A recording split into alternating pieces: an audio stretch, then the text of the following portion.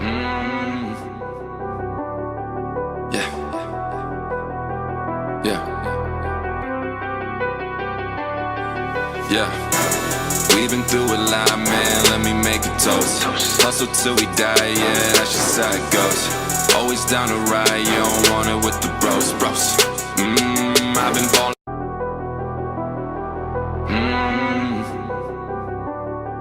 Yeah, yeah, yeah. We've been through a lot, man, let me make a toast. Hustle till we die, yeah, that's just how it goes. Always down to ride, you don't want it with the bros. I've been ballin' with my bros. I've been ballin' with my bros. I've been ballin' with my bros. I've been ballin' with my bros. Hey, I've been with my bros. I've been with my brothers. When I lost my mama, everybody tried to calm us. Working at McDonald's, now we counting commas. Gotta thank the Lord for the people that surround us. Yo, welcome back to King Sportscast and a delightful football update. Where most sports shows would stop covering football, we have been blessed this year with some off-season professional football that from the first couple highlights, people are getting hit and it's looking fun. And back again with us today from the highly offensive podcast, Big Wayner. How's it going, man? Welcome back. It's good, man. Glad to be back. I don't even think it's been a full week, but yeah, probably 5-6 days since I last recorded with you. I got a little sick on what was it, like Thursday or Friday? We were gonna do a show for the weekend, but yeah, I'm glad to be back, and we got plenty to talk about, right? Yeah, actually, big news here for anyone who's been paying attention to this two-sport Kyler Murray story. He's officially dedicated himself to football. He wants to play QB in the NFL, and it's big news for the NFL. It's a big win for football going forward, and definitely a little bit of a loss for Major League Baseball, who's dying for star power right now. Yeah, and the Oakland A's ended up selecting him in the top 10 last year for that draft, and they rolled the dice, man. They let him go back, play football at Oklahoma. He ends up winning the Heisman, and at that point, you got to ask yourself, okay, I'm going to have to give back the $3.6 million out of the $4 million that they had guaranteed to him, but he's going to probably end up being a top 15 pick, maybe earlier if somebody decides to reach on him, and he's going to make a lot more money this route, at least in the beginning, right? Yes. So in the especially if he goes top 10, I know the Cardinals coach in the past when he was in college had talked about hiring him at Texas. Like if he had the first round pick, he would pick Kyler Murray. Yeah. So obviously he comes from that like style of offense where those quarterbacks just thrive in it. So it would be tough for me to see him selecting him with Josh Rosen as being a top 5, top 10 pick last year. But since it's a new regime, Josh Rosen has no real protection. It's a new coach, and he could go that way if he feels that and obviously the Cardinals selected a really random kind of guy to be their coach, so it wouldn't be out of the norm with that number 1 pick to pick him. Or I really think they should trade out and get some good value and move back and really like surround a core around a quarterback they've already selected. I'm all on the Kyler Murray bandwagon if he goes into the right style offense. And the reason being is because Kingsbury, he's coming off an offense that he helped run that was a lot of run and gun. They get the quarterback moving, they roll him out of the pocket a lot, and that is Kyler Murray's cup of tea. That's him and how he likes to throw the ball. He's not a big pocket passer, but he can throw it from under center if he absolutely needs to. But this is where the NFL is headed, man. You got more of these athletic style quarterbacks. It's not, the old school Peyton Manning, just stand there, fire it off. There's still those guys left. But when you really look at it, it's the older guys that are doing that, the quick release. But we've seen success with some of the younger guys that can move. And I think Kyler Murray is not going to be he's going to go in as a top pick, and it's going to work out if he gets into the right system. Yeah, and if he's a top 5 pick, I mean, he's going to be going into, his 4th, 5th year in that contract making some serious money. Now, long term, I mean, he could fizzle out and be a dud in the NFL because he is. I mean, 10 years ago, Kyler Murray wouldn't be playing Major League Football. I mean, he just No. wouldn't, because just the size. But now with Gruden, even Gruden said he's thrown out his whole size, whatever size, always want the 6'4", prototype quarterback. It's basically with Drew Brees and now Baker Mayfield, all these different scenarios where it's realistic. Now it's like, okay, like we can do this. And I mean, Kyler Murray is lightning in a bottle. I mean, if you could get him somehow, because he's almost as athletic as Lamar, but he can actually throw it. Yeah, So, more accuracy. Exactly. So if you could somehow, because you saw this year how successful Lamar Jackson was just running the football and throwing it like 1 foot sometimes. If you could get someone who could maybe replicate or, a tenth, 9/10 of the speed, but you could get a better arm, I mean, I just don't know how you stop it if it's effective and a good decision maker. Yeah. So one thing to consider, like you said, 10, 15 years ago, you ain't taking a quarterback under 6 foot because they're going to get killed. They're going to absolutely get killed. But now the quarterback is so protected, and we've seen the D line adapt. Where yeah, they used to be protected, 4 or 5 years ago, but they'd still get cracked every now and then. Now they get penalized, so they're starting to adapt. The D line is and adjust, and they don't kill the quarterbacks anymore. It just doesn't happen. Is there opportunity for him to get smoked during a game? Absolutely. But if he's smart, he slides, he makes it out of bounds, he falls, he avoids the hits. He can be an NFL quarterback, and he can be a damn good one. And I really do believe that. Like you said, Baker Mayfield, Russell Wilson, Drew Brees. Yeah, there's some times where if they had a little bit more height, it'd probably help them out a lot more, but they don't, and they still make it work. Baker Mayfield had the same talk coming out in the draft around last year. This time, always too short, yada yada yada. He ended up being the first round pick or the first overall pick, and he carried Cleveland to a lot of wins once they got Hugh out of there. So I'm on the Kyler Murray train. Out of all the quarterbacks that I look at in this draft, he's the one that I'd want on my team. And if he, just happens to fall, they got him projected as the 13th overall pick to the Miami Dolphins right now, but I think he's going to go before that. I think a team's going to like him, and they're going to reach for him, or they're going to trade around to try to move up to get him. Obviously, this has a lot to do with his play in the field, but he has a lot to owe for Baker Mayfield playing well this year. He owes him a lot, like coming out of the same system. Because I think if it goes the opposite, like if Kyler Murray goes before Baker, I think he gets less of a chance. Because I don't think he's as prototypical of a thrower. Baker Mayfield was a very accurate thrower in college, but he threw it downfield. He wasn't as running like Kyler Murray is one of the most exciting running quarterbacks we've seen in a long time. Yeah, and to go off of what you just said with that good point, you know, Baker had the same talk coming out. Big 12 defense is terrible. They just score a lot of points. His stats, they're eye opening, but, it's inflated because he's in the Big 12. And Baker comes out, had the same conversation going on about him. Again, first overall pick. And once they got that system working in Cleveland, he started winning ball games. And then the stats came second, and his stats were eye popping too. I mean, a full season, and he's challenging Saquon for Rookie of the Year. I really do think that. I mean, some people believe that Baker should have won Rookie of the Year because of how well a team that didn't win any games played with him. On top of that, he plays the quarterback position, which is, no matter what you do at any of the other positions, is the position that affects the game the most. Yeah, and you look at these other guys on his team stats, how much better they were, even defensively. Like, he's just a leader, man. And Kyler Murray doesn't have that same leadership, attribute that you'd want when you compare it to Baker, but he's still a good leader, and he still goes out there and competes. And he looked good against Bama. It took him a while to get going, and and all that in that first round playoff game in the college championship, but he still had good stats. He wasn't, getting killed by Bama. He was still running away from him, still making the throws. So I like him, man, and I'm glad that he picked football because it's always fun seeing another big play quarterback out there.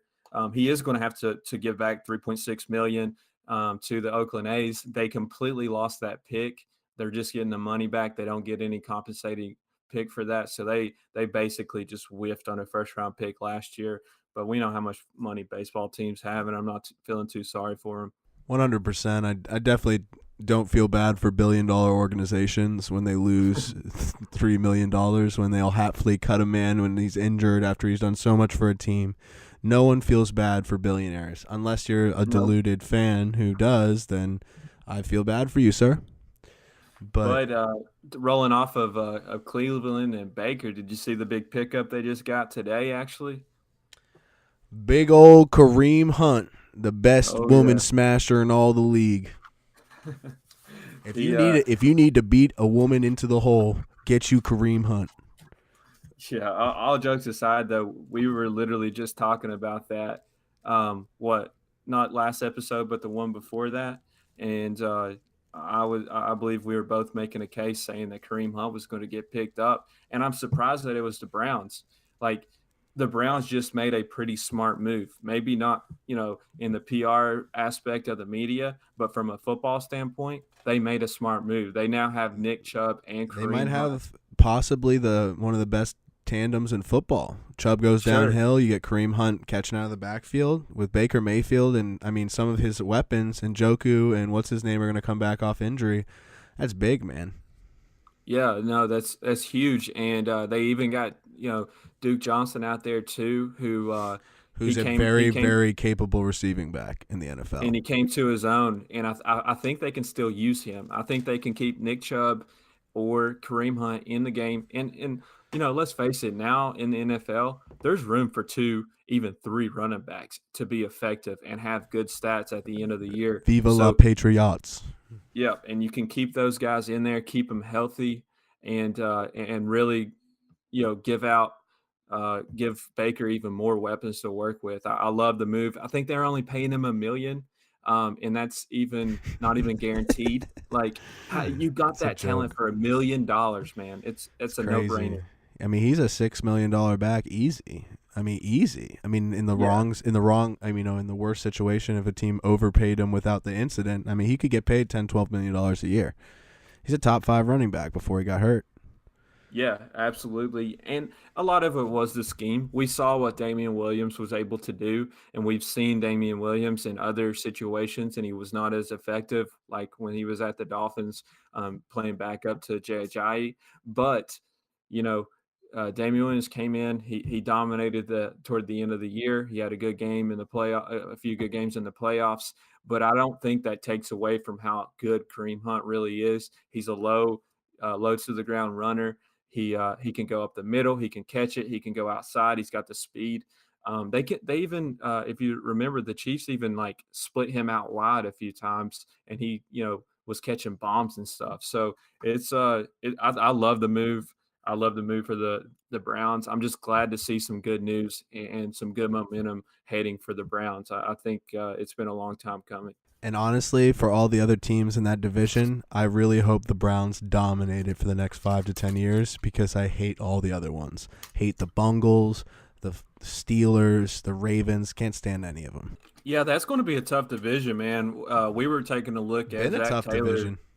Yeah, that's what I meant to say. So we were taking a look at Zach Taylor and the new Bengals head coach, and what he's got to go up against for his schedule this year. He plays the Patriots, the Rams, and then he has 8 games in his own division. If you look at it, the Browns are up and coming. Lamar Jackson and the Ravens, with that defense, they're up and coming. Steelers are always in it. They got a Hall of Fame quarterback. They got Juju Smith-Schuster's coming on. Their defense does kind of suck, but Steelers and Bengals are probably going to be the worst 2 teams in that division, fighting for last place, like fighting to stay out of last place. And that says a lot about if you look at the last 8-9 years. Just crazy, division. Honestly. It really is, like how much, Baker Mayfield can flip his team. Lamar Jackson has flipped his team around to really make them compete. So exciting stuff going on with some young quarterbacks. And it just goes to show you both those guys are athletic. They don't have the best, Lamar doesn't have the best arm, But it just shows you if you work your scheme around the quarterback and his strengths, it can really benefit a team. And that's what they need to do with Kyler Murray, and that's what we've been talking about. But I think if you look at any of the past Super Bowl champions or the successful teams, they do what their quarterbacks can do well. You don't see the Exactly. Panthers didn't make the Super Bowl because they made Cam Newton Peyton Manning. A Tom pocket Brady's passer. not running 26 or 16 power, whatever the stage of what they are in their career, the type of quarterback they are. Like that's how you tailor to them. And that's like the great teams tailor to they get players that fit their system and they ask the players to do what they do well. So, Yeah, I actually watched interview with Nick. I think it was Nick Saban, and he was talking about how a lot of these offensive coordinators think they're masterminds, right? And they come up with all these awesome plays and all this and that. But he said that one thing that they always forget is that you want to tailor it around your best players and their best strengths, and that's how you win football games. And we can look at Nick Saban's resume and realize that he's won a shit ton of football games and dominated college football for a long time. He did just get smacked, but you still got to take that into consideration. And I think that holds true to all these guys, especially when you got a rookie in there. You don't want to make them come out of their comfort zone when they're trying to learn new offenses and do all this and that. Tailor to them. that's what the Ravens did great with Lamar last year and why they Oh made the yeah. playoffs. I mean, that's exactly why. Because They they were out did. of the playoffs like whenever he come in. Really, I mean, I they think had he a went soft six and schedule, but one or 7-1, yeah, something like that. Yeah, it that's wasn't that's wasn't the greatest, but as a rookie guy that everyone said needed to switch to a wide receiver, and dude's only going to get better, man. He's only going to get better once he figures out what throws he can make and what throws he likes to make. With that running, is it's going to be insane. so insanity. Let's talk about some football starting in February. Oh yeah, Insanity, man. I just awesome. The one thing I'm going to take from this, and which is pretty cool with the AAF and then the XFL next year, is we get to pick new teams. And I think it'd be kind of fun to just, gag pick some new teams and just create a rivalry out of the blue. man. I agree. I think that's going to be fun to do. And did you happen to see how many people tuned in for the CBS football game that they had Saturday night? It was actually they're having more viewers than NBA basketball.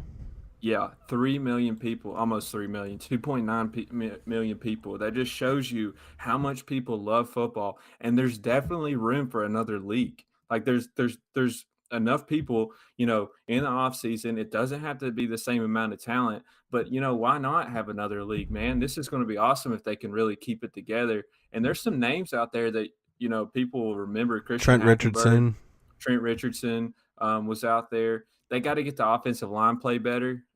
Just from watching. Did you watch any of the games? I watched some highlights. I didn't. I watched some of the Orlando game. That's going to Hmm. be my AAF team. Orlando Nice, nice. represent. I don't know if you've picked your AAF team yet. I have. I'm gonna watch another weekend of football this because I only got to see the one game Saturday night. It I might was not be doing my so poorly. for sure, but as of right now, Orlando is my front runner for my AAF team. Uh-huh. And the cool thing I think too, if the XFL they have a Tampa Bay team, so most likely I'm going to go with that one. But if I mean, why not merge? I think both leagues have 8 teams. I mean, if you get 16 teams in a league and do like an XFL AAF like competitive championship against each other, I don't think that'd be a stupid idea, especially if they're going to be at the same time of year, kind of how the AFL and the NFL merged in the 60s. And they got some big names like Steve Spurrier is the coach of the Orlando team. Like you said, Trent Richardson, who he Bob was a Stoops is general manager and coach of the, I think, Texas or Oklahoma team. I'm not sure exactly. The Dallas team. yeah, the Dallas team. You had uh, let's see here. Yeah, there's a couple notable guys out there, and I think it can only get better. I know they were trying to push Michael Vick to play in it, which would be just insane to see Michael Vick play against like mediocre talent because And I really get do. Kobe in there. Let Kobe post up and not pass the ball at all. But no, it was just cool to see, man. I'm glad 3 million. That just shows you how the interest level that's there, and if they really do it right, it won't take anything away from the NFL, but it will put pressure on them to change some of the bullshit that they have in place right now. And I think you always need to you always need to put pressure on these big monopolies like that to change their shit up sometimes. I couldn't agree more, and I definitely think that we want, as a populace and most football fans, this is like the start of the slower part of the year. I mean, it'd be great if we can have football leading up to football and then more football. Like, we want football. That's what America wants. Yeah, and especially at the dead period, right? Because right now it's February, so March Madness is starting. We're starting to pick up with March Madness and college basketball. Baseball will start spring training, but there's literally a dead period right now of basically all that's on is NBA, who they don't play defense in February or March or May really, and then college basketball is starting to pick up. But we need a placeholder here for at least the spring, if it can go through, maybe midsummer or so. We need a punter / backup quarterback between Exactly. seasons. Just a Always have little a plan placeholder. because it's depressing when football ends. Really, I It's mean, rough. even the week, the Pro Bowl week, that sucked. Like there was nothing to The do really on Sunday. Like the other sports also, obviously, it's the way that the NFL and football is scheduled. It's just tougher to build the drama between each game. The games don't matter as much until the playoff series in the NBA, where you can kind of start doing that, where you're like, okay, this is coming up. Football is just the king of creating headlines and creating matchups, and really, because there's so little actual football, it just there's less games, so it creates the fear of loss. Like, you don't want to miss more the one game a importance. week. Yeah, exactly. Yeah, there's more More is importance on not each better. game. I agree, man. And like you were saying, so when the NBA, like, yeah, there's a lot of hype for the NBA, like probably more hype than there was for the Super Bowl with the Anthony Davis trade news, but the deadline's gone. So from this point, all-Star game is okay to watch. Not really the All-Star game. The All-Star weekend's okay to watch because you got the Rising Stars, the dunk contest, three-point contest. Those things are cool to watch. But after that, like you said, until like the last 2 weeks of the regular season when people are fighting for playoff spots, basketball kind of sucks. I mean, it's all stats really. And we got a couple It's things that James we Harden's touched part of the on. year. Leave James alone, all right? Yeah, like last time last episode we talked about James Harden, but that's pretty much it. Like other than you know a couple playoff teams fighting for the last spots, there's not much. And then I love the NBA playoffs. I don't know about you, but I think it, those are some of the more fun playoff games to see out of any sports. Yeah, playoff basketball, playoff baseball, playoff football, and then regular season football. It's really the seasons for me. And then if you go to a hockey game, I think going to a hockey game is really fun as well.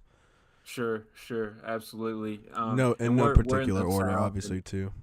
yeah, we're in the South and you're in Florida, so not too much hockey going on Man, we got the around Tampa here. Bay Lightning, brother. We're some of the best hockey players in the whole darn world. We just pick them from Russia and all those ice capitals, Canada. And we bring them down here and we let them play in our pretty arena that was rated #1 in all of the league, which is hilarious to me that we have the #1 home arena in hockey In Florida, in Tampa in Bay. Florida. But it is Yeah, beautiful. MLA is awesome. Like the whole area, it's a beautiful place to go watch a hockey game. but yeah, that's the gist of this AAF football league. If you don't, if you didn't get to see any of it, there were some highlights out there. They were letting these guys hit. Like I saw a couple quarterbacks get smoked. There was some It funny was me- it there was was some pretty funny wild. memes saying if you hit a quarterback like that, Roger Goodell would put you in the electric chair. Capital punishment if you hit a quarterback like that now. But Like the yeah, that goes personal back. foul they called on Brady in the Chiefs game on third down. Oh God. It was literally the helmet just flew off like 10 feet in Yeah. the air. It was beautiful. Looked like you're And yeah, watching Brady some got '90s flagged NFL football. And for like a paw that missed him on the head, but hit him in the chest, and they called a penalty on it was him. a clear roughing the passer, and you guys need to get off the Patriots' dick already. But yeah, so we got a few notable teams. I'm kind of looking at this. Memphis Express, probably one of the teams I'm leaning towards. Arizona Hotspots. These names are a little weird. Orlando Apollos, that ain't bad. Um, Atlanta Legends, that's kind of weird. Birmingham Iron, San Diego Fleet. Yeah, Tampa Uh, actually defeated the Atlanta Legends, who are not legends because we're Apollo. yeah, and the colors too kind of threw me The off. jerseys are horrendous. If the Yeah, they need. XFL is watching, just do the jerseys better. No, that's one of the cooler parts I thought about the XFL is their jerseys were a lot of them were cooler than a lot of NFL teams, and I think that's when you have Are you talking the a original league. XFL, or are you talking about Yeah, the jerseys they just displayed recently? the original XFL. All I right. thought a lot of their teams had I cool like the jerseys, black but and red team. Like that was, yeah, I don't yeah. remember. It was so effing long ago. And the that's one thing I would say to the AAF is, dude, y'all had 3 million people tune in for the first game and you had shitty jerseys. Like, pick it up. Like, you all need to be different. Like, it doesn't need to be like traditional jerseys. You need to like spice it up or some shit. Like, make them like be able to wear whatever cleats they want. Stuff like that. Like, go away from what the NFL does, like with their like standard cleats I and, did like you the know, officiating where they like see the officials describe what the call they're making and stuff. I don't know if yeah, you saw yeah, that I saw aspect that. of it. Yeah, I thought that was kind of cool. Kind of holding them liable for what they think. They can't just make a call and just not explain themselves. And the coaching, there was a mic near the coaches, so you could kind of hear what they were talking about during timeouts, stuff like that. It's a lot more, intertwined with the viewership, which I thought was pretty good ideas. But there's some room for improvement. I'm sure they'll, take notes off of the first week and improve it. But it'd probably be kind of hard to switch up the jerseys. The Atlanta Legends jerseys were all right. They got the purple. Um, the San Diego Fleet, I'm not feeling the yellow and the gray, even though I know it's based off the military base there. Orlando Paulos, their jerseys were a little uh the Arizona Hotspots is green, red, and yellow. It's kind of weird, but yeah, they hey man, it's football, so can't I, complain too I much, I think guess. overall that the league had a very positive launch. Like obviously the jerseys weren't great, and the lineman play, some of the things that they can work on for sure. But some of the hits, like if they're gonna let them hit like that, people are gonna tune in for that. Sure, sure. They need to pick up, like you said, they need to pick up the line play so the quarterbacks can actually complete passes because Christian Hackenberg had like 87 yards. And we know that people, they want points. So they need to, shift the rules around to make it to where people, these teams can put up more points offensively because that's, more fun to see. That's how arena football lasted so long.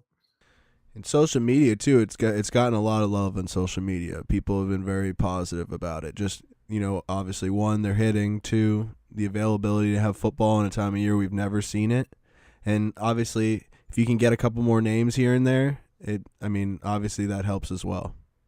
Yeah, like if they could have scooped up Kareem Hunt or somebody like that, the NFL is trying to push out Colin Kaepernick. If they could go try and get Colin Kaepernick, guys like that, that's some really good ideas that they need to go after guys who have been hacked from the or axed from the NFL, because they'll put fans in the seats. That's for sure. Yeah, and I see here that their players they signed 3-year, $250,000 contracts. I don't Hmm. know if you've looked into the contracts at all of the players and like how much they get Yes, paid. I did see that one. So they're not making bad money. They're probably going to have to probably get some TV deals, work some stuff in there to help pay these guys a little bit more because that's how you get the talent, right? You got to pay them. But I mean, once some of these guys retire from the NFL or they get cut or whatever, they can start stealing a couple players here and there and help out with the talent. Anywhere they can get talent is going to boost the league. The names is really what's going to carry this league until it gets like consistent talent from top to bottom. Yeah, but I mean, it's an opportunity like with the 3 million people tuning in, and there's like three different leagues coming out right now. Like you said, the AAF, the XFL, and there was one more that I believe it was who was somebody was an advocate for it and trying to build it together. It was a bunch of ex NFL players. So there's a third league out there. And we know that, all three aren't going to last. So whoever, really gets the big names, they have the cool jerseys, they, manipulate the rules to where it's a lot more fun to watch. That's who's going to come out on top. And I really think that one of these leagues can be successful at the three. Yeah, and obviously, if they can see from the other leagues, if there's some organizations that they can absolve somehow, they definitely need to look into that so they can grow the league with number of teams. So obviously, Yeah. bigger schedules, more games, more fans. Better players, yeah, they can combine the players, stuff like that. Have more going out there.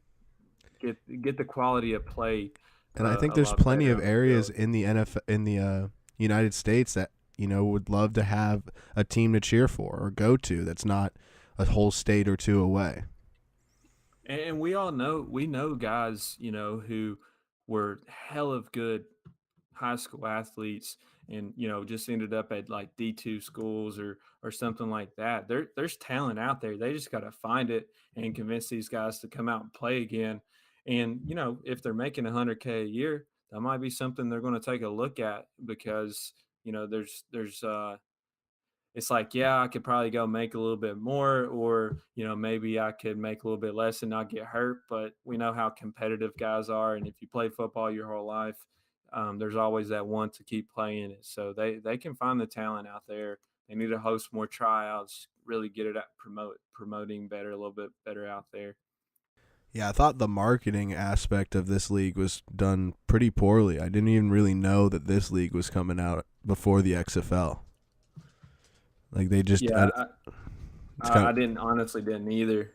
Um, I'm sure they did more local, but like Orlando's, I know you're not really close to Orlando, but that's still remotely close, and you would think that I they, have a bunch of friends that went to UCF. Like I don't understand how they like none of them would even have a thought process of it because I haven't heard anything. yeah. So I was kind of looking through here to see. I think the XFL is going to start up in 2019, if I'm not mistaken. And is it Vince McMahon who's kind of trying to run that show? Yes, sir. It's his dream to battle the NFL, and he's gonna go at it again. He's this is like his pride and joy. Like if he could get this done and compete with the NFL, because the NFL I guess blocked him to be an owner, I believe, Mm. something like that, because they didn't want Vince McMahon obviously being one of the owners in the NFL. Well, Vince McMahon is he's similar to like a Donald Trump where he tries to get a lot done, and the NFL doesn't really like that, man. They don't like big changes. They don't like when Vince McMahon would have a lot of fans behind him, a pretty loud voice when it comes to that. So they're probably a little scared of getting someone like that in there who's going to really shift some of the rules and regulations and all that stuff that they have in place. One thing I will say I don't like about the XFL, and you can take it how you want it, is if a player is kicked out of the NFL for like conduct, disciplinary reasons, they're not going to take him on at all. So like they couldn't go out there and get some of these players who were elite players who just don't play in the NFL anymore. But I'm surprised that one of these leagues has not went after Colin Kaepernick. It really surprises me. That's a tough subject of why a team like I don't know if those teams pay and like is it worth Colin Kaepernick 3 years, 250,000 compared to what he could have been making or should have been making? It's tough for some people. To some people love the game, but some people, when they make $10 million a year and then they don't, they're just like, I'm not going to play football less than that anymore. I'm Sure, done. And but he also he's what 3 years removed from playing at all. So it's like if you really you are getting boycotted and you really do want to play football, it's like you might have to take a little bit less. But if you go out there and ball, and you're the star of the entire league, they're going to pay you. They're going to have I to. just I think Colin Kaepernick, and not to get into it politically, is way more polarizing and famous than he would ever be if he had just kept being a football player and didn't kneel and X, Y, or Z. Oh yeah, He was like a fifth, between 20 and 10, like the second tier of quarterbacks. Not great, but not bad. Like he wouldn't yeah. have been a Hall of Famer or anything. No, he that year that he took them to the Super Bowl, there wasn't a lot of film on him, and he was a run style quarterback. And then we saw the same thing happen with Robert Griffin, where he, his sophomore season, second year of really playing, once teams got film and all that, and realized what he couldn't do, they really bottled him up. And the 49ers sucked. They just absolutely sucked when at those years, and it's not all on him, but he did get beat out by Blaine Gabbert for the starting job. So we know how good of a quarterback Blaine Gabbert is. Future Hall of Famer Blaine Gabbert. But no, the XFL looks pretty cool too. In 7 cities, so they're going to be playing in 7 cities: Dallas, Houston, Los Angeles, New York, Seattle, Tampa, and Washington. So the eighth will be in St. Louis, the eighth team. So they're going to have 8 teams again, like you were saying, and they are going to start up games here in 2019. Um, NFL. See, the NFL average, like we were talking about with the contracts, NFL average is 2 million a year, whereas the AAF players 250 million or 250,000 is the highest contract out there right now. So it is. I mean, that's a big risk, man. When you're talking about playing football, the concussions, the CTE, all that good stuff, and you're making less than 100,000 a year. That's tough to justify. I don't know if these leagues really know what they're getting into long term, like with CTE and stuff. Like that's tough. Yeah, it is. It is. I mean, you're talking 75, 80 grand to play football. And I'm sure they, comp them for a lot more than that See on how that top of the, quarterback was getting hit? I don't know if yeah, that's getting covered with whatever they're making. yeah, for He 80, better be 90 that grand. $250,000 for 3 years guy. Now, is Yeah. it $250,000 for each year, or is that for all three? No, that's 250. That's all players have 3-year, $250,000 non-guaranteed contracts. So Oh, that's, non. yeah, Oh my. Oh, that, that's that's what I'm tough. reading. Yeah, I'm reading it here. Oh, that's tough.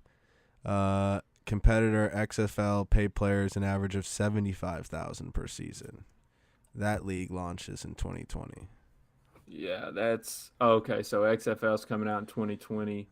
So AAF, they have a little bit of a head start on them to really get rolling and capture the audience, because So I we guess the know it's big. AAF has Trent Richardson on the Birmingham team, which is hilarious.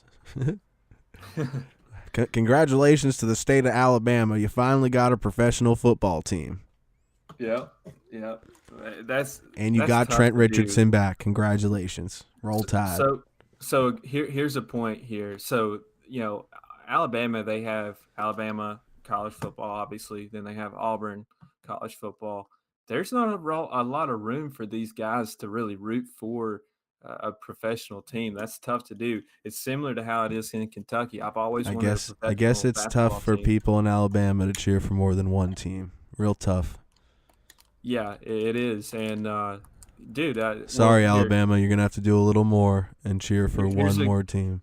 a good example for It's you. gonna be tough. So if Kentucky were to try and get a professional basketball team and put them in Louisville, I don't think it would make it, because there's so many Kentucky basketball fans, Louisville basketball fans. There's just not room. Like, a lot of Kentucky fans don't even um, watch the NBA, for as many UK old UK basketball alumni that are playing in the NBA. They don't even hardly watch it. Like, when you go out and talk to them, they don't keep up with it at all.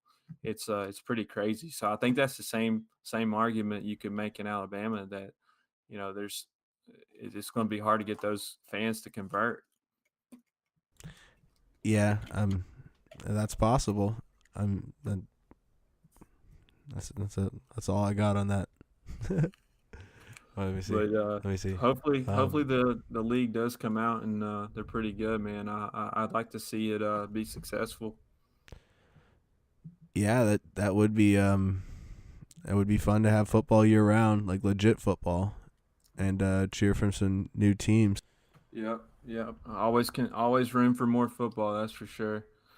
Yeah, football year round, man. Yeah, can't beat it. And but that's about it for this episode. We got a daily dose of football, still going on. It's kind of weird. I'm not used to it. Do they play on Sundays too? Saturday night was the big game, so maybe a little Saturday game here and there.